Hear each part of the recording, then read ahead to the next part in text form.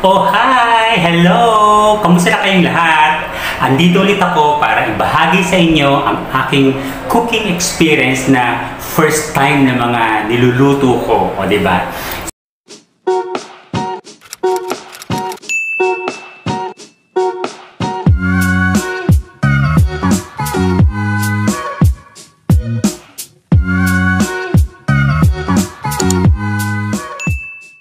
So, kung bago kayo sa channel ko, you know what to do, guys. Just click the subscribe button, hit the like, and you may also watch my previous vlogs. And syempre, don't forget the bell notification so that you'll get notified of my future vlogs. O, diba? Kamusta na kayo? So, eto nga, diba? Ang dami ko lang naluto in the past na mga first time talaga siya. Like, yung ginataang crabs, diba? Pork menudo, beef caldereta, sinigang na shrimp, di ba? So today, medyo bago, lagi namang bago yung niluluto ko, di ba?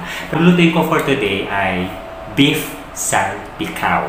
So, bago talaga sa akin to, guys. Kinakabahan naman ako, di ko alam kung ano may output. So, let's see! So, ito na nga guys, dahil beef salpicao ang lulutuin ko today, syempre, ito yung mga ingredients, okay? Pero bago yan, pansin nyo guys, iba, hindi ko na inahawakan yung camera. Wala akong cameraman, pero meron na ako. Ginamit ko na yung aking, ang tawag ito, ring light with stand and mobile holder. O, diba? Parang hindi na ako mahirapan. So, going back. Dahil beef salpicao siya, ito yung mga ingredients. Ayan. So, ito ay ang cubed cut beef. Bali, ano to more than half kilo to. Binili ko sa supermarket as usual. So, parang mga ano lang, nagpasan ng konti sa half kilo. Ayan. And then, of course, merong butter. Okay. And then, minced garlic. Diba, ayoko ng garlic, alam nyo yan. Pero, ganun pala yun, no, habang tumatagal. Pag lagi mo siya nakakasama, nagustuhan mo rin pala siya. No? Parang nade-develop lang. Anyway, so minced garlic, 3 tablespoons to. And then, salt, ground pepper. Siyempre, di ko gagamitin ito, masyadong madami dito. Tapos, ito yung pinaka-main sauce niya, para lumasa siya. So, meron ditong oyster sauce, di ba, saucy? Tapos, Worcester sauce. Yan. And then, meron ding olive oil. O, di ba? So, ano yung unang gagawin? So, according sa, ang tawag nito, recipe, online recipe, di ba? Siyempre, doon ako nakadepende. Kasi, disclaimer lang ulit guys, hindi ako chef. Hindi ako marunong magluto. Nag-aaral pa lang po ako. Kaya, good luck sa akin. Anyway, so unang gagawin is, si beef, imi-mix siya with salt. Okay, with salt. Tapos yung minced garlic. At saka yung pepper. So, imi-mix lang muna siya. And then, iiwan siya for 10 minutes. So, yun ang natin gagawin. So, ito na siya guys. Minix ko na yung beef, salt, pepper, and minced garlic. So, i-marinate ko siya, i-mix ko siya, and then iwan natin siya muna for 10 minutes. Okay? Then, after 10 minutes mamaya, isusunod naman natin ang next step. So, guys, ito na siya after 10 minutes. Ito na siya. Okay? Yan. So, ang next na gagawin is, i-marinate naman siya sa olive oil. And then, after i-marinate sa olive oil, iiwan naman siya for 30 minutes para yung olive oil is talagang mag-sip siya doon sa beef mismo.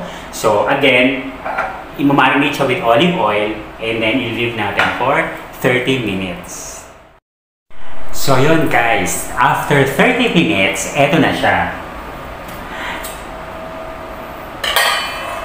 Yan. Tanan! So, meron na na-marinate na siya sa olive oil and yun nga, 30 minutes siya. So, amoy na amoy yung minced garlic sa kanya. So, ngayon ang gagawin is, i-start na natin siyang lutuin. So, after i-marinate. So, naka-on na yung induction cooker ko and lalagay ko lang siya sa katamtamang init. Okay? para maluto lang siya. At habang niluluto ay i-stir lang natin siya, i-stir para mag-brown, mag-turn into brown yung texture ng beef. Okay, so let's start.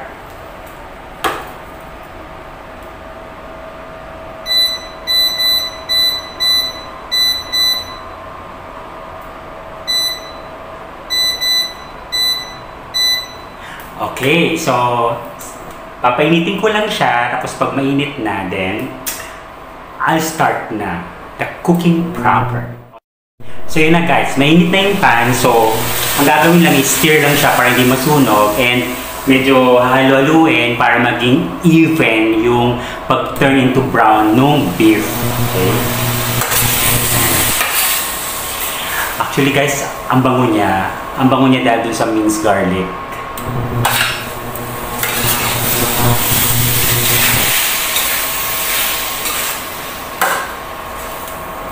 So, para hindi masunog, para din maging even nga yung pag-turn into brown yung texture ng beef, so kailangan siyang halu-haluin lang.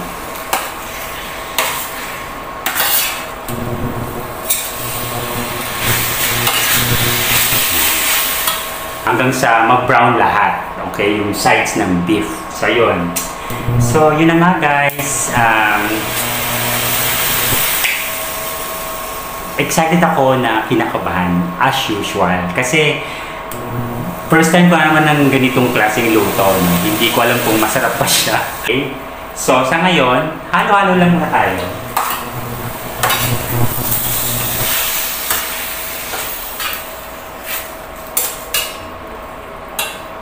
So, medyo, siya mabango siya. Dahil nga doon sa minced garlic. Tapos yung olive oil na ginamit nung minarinate. Kaya amoy na amoy siya habang hinahalo. So guys, ayan na siya. Brown na siya. Tapos kusa siyang nagtubig. Okay. Ayan, brown na siya. And chinek ko siya. Malambot na yung beef niya rin kahit papano. So ang next na gagawin dyan ay ihalo natin ang Worcester sauce. Nabulol pa ako. Worcester sauce. At ang oyster sauce.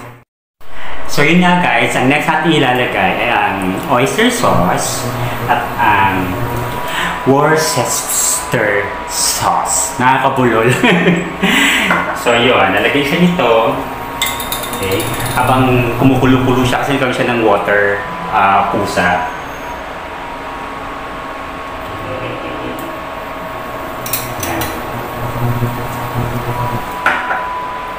Actually, 3 tablespoon lang yung oyster sauce guys. Tapos yung Worcester, whatever, ang hirap din kasi 5 tablespoon naman siya.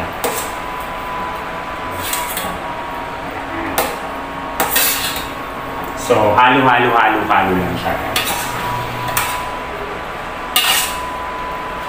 Haluin siya hanggang mag-dry up yung liquid niya or yung sabaw niya kasi kusa nga siya nagkaroon ng water. So, haluin lang siya hanggang sa mag-dry up yung sabaw niya.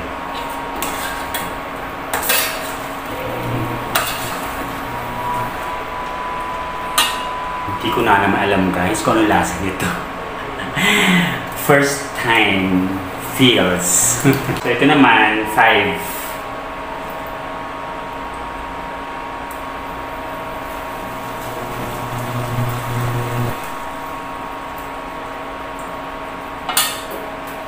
Okay. So, again, hahalu-haluin lang siya hanggang sa mag-dry up yung liquid niya or yung sabaw in Tagalog. So, guys, ayan na siya. Naglapot-lapot na siya. Okay, medyo nag-dry up na yung sabaw niya ng konti. So, nalapot-lapot na and super brown na yung beef. Okay. So, ang next na gagawin dyan ay ilalagay natin ang butter. Okay.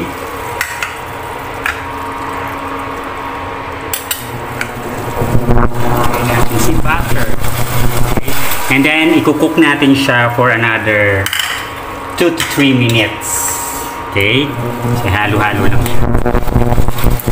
For 3 minutes. So guys, nilagay ko na yung butter. So inahalo-halo ko lang siya para mag-mix yung butter maigi. So amoy na amoy yung butter actually habang nag-melt dun sa beef.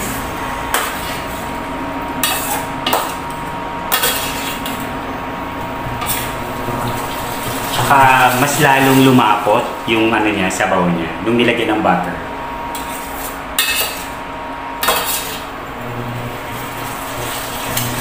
So, papahayaan pa siyang patuyuin. Siguro 2 to 3 minutes pa na cooking time. And after that, ready na siya to serve. So guys, finally luto na siya. So, eto na yung kanyang final product, end product. Yan na siya guys. So, nagmantika siya dahil dun sa nilagay na butter. Tapos, brown na brown yung texture ng beef.